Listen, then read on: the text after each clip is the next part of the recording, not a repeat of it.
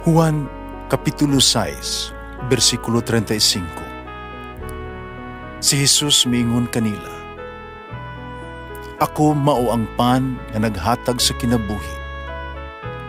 Ang muari kanako dili nagayod gutomon, ug ang mutuo kanako dili nagayod uhawon." Pan sa kinabuhi.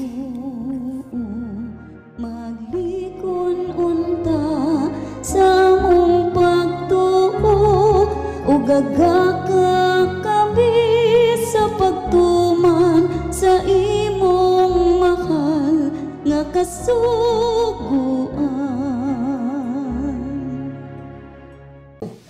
Ang Ginoo manaa kaninyo. Santo sa Ebanghelyo sumala ni San Juan.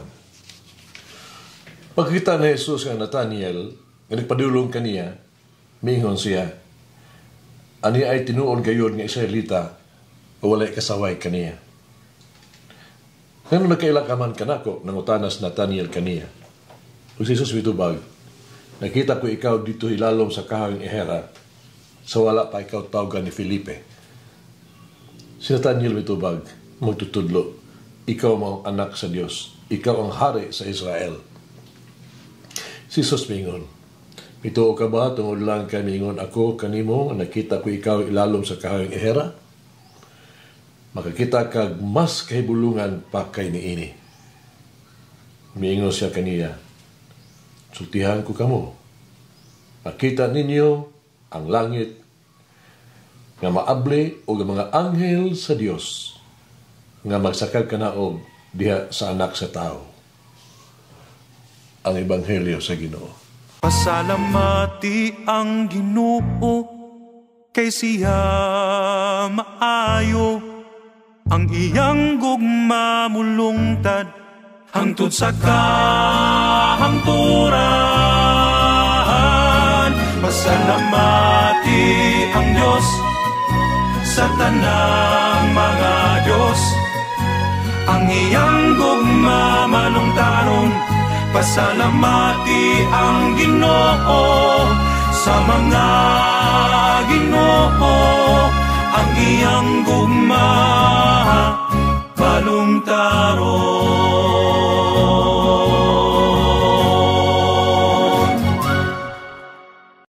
Ang atong simbahan karon nagsaulog ka, nagitawag ito special kayong fiesta alang sa pagpasidungog sa tulo ka archangel, mga anghel. Sila si Michael, Gabriel, o Raphael. Sa libro ni Daniel, si Michael ipadayag kita ka nato isip usa ka pagpanalipod sa Israel, nanalipod sa Israel. Siya ang dakong prinsipe nga nagbantay sa katawhan sa Dios. Sa pinadayag usab atong nakita nga si Miguel ug ang iyang mga kaubang mga anghel naging away batok sa dakong dragon. Mga yawa. O nabuntog niya ang mga yawa o nahulog gadto sa impyerno. Ang mismo ngalan nga Michael, nagkahulugan kini kinsa sama sa Dios. Kini usa ka mahagiton nga pangutana. Sa pagkatinuod, kini usa ka hagit alang kanilang mibatok sa mga rebelde sa Dios. Iyang kitabangan ang katawhan sa Israel. Giandam sila alang sa ilang pagbalik gikan sa pagkabihag ngadto sa Persia nga panguluhan sa mga makabadbiyo ngadto sa kadaugan. Gisip siya nga tigpanalipod sa katawhan sa Dios. Ang siya nag-auhag kaniya,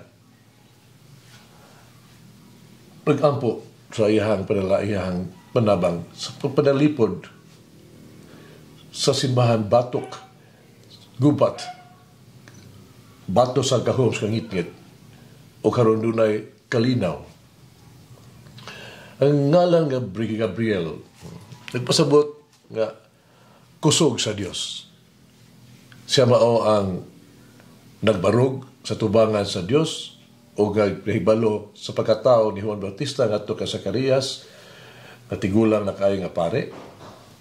Siya usab ang usa sa mga nagpahibalo siya sa padungat to sa mensahe sa Dios kadto kang Maria nga nagsulti kaniya nga siya bulahan kaayo ug siya mga anak sa anak nga labing halangdon nga Dios.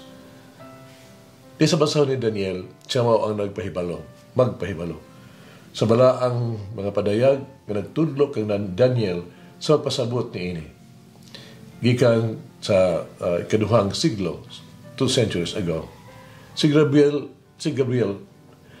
nga gisimba o giila isip arkanghel sa dakong mensahero sa misteryo.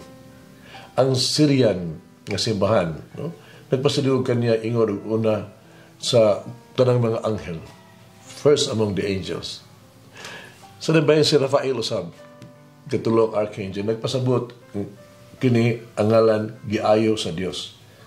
Kaya gipadala siya sa Dios aron ayuhon, aron pag-ayo.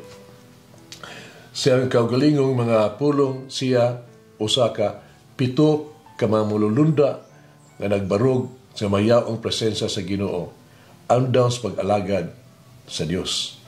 Gusto niya nga muuban usab kita mutabang kanato. Siya mao ang mikuyog kang Tobias sa iyang pagpanaw nga midala kaniya sa luwas nga balay, mikuha alang kaniya sa kwarta nga nautang, napagawas sa iyang asawa sa demonyo, nagdala sa iyang mga pag-ampo ngadto sa Dios o nag-ayos pagkabuta sa iyang amahan na si Tubet. Ang mga Hudiyo o mga Kristiyanos parihas nga nagpasidungog kang San Rafael. Siya ang anghel doktor sa kaluwasan o nag-ayos sa mga masakiton na nagiya kanato sa dalan. Ang mga archangels, mga prinsipe nga mga anghel, gitahasan sa Dios aron pag-alagad kaniya og alang sa atong kaluwasan. Samtang siya nagtawag kanila, siya nagtawag usab kanato aron magtimbayayong uban kaniya sa plano sa kaluwasan. Ingon nga ang archangel, nagtuman silang papel sa kasaysayan sa kaluwasan. Kailangan na usab kita. At sa buhato sa atong papel, pagpadayon sa mga buhat sa kaluwasan. Kita usab kinahanglan, mabuhat sa sugo sa Dios, mabuhat og maayo, maging-away batok sa lautan. Sama kanila, kita usab kinahanglan mamalandong sa kaayo ug himaya sa Dios.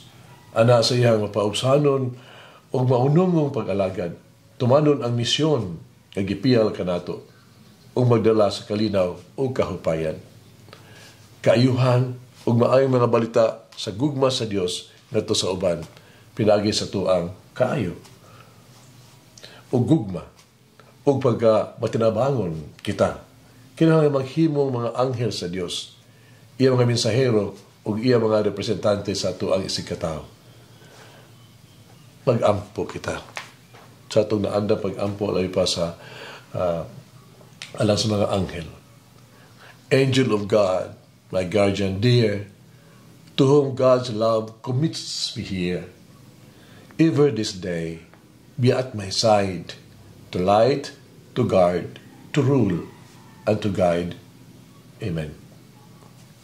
O Mary, Queen of Angels, open my heart to the powerful presence of the angels in my life.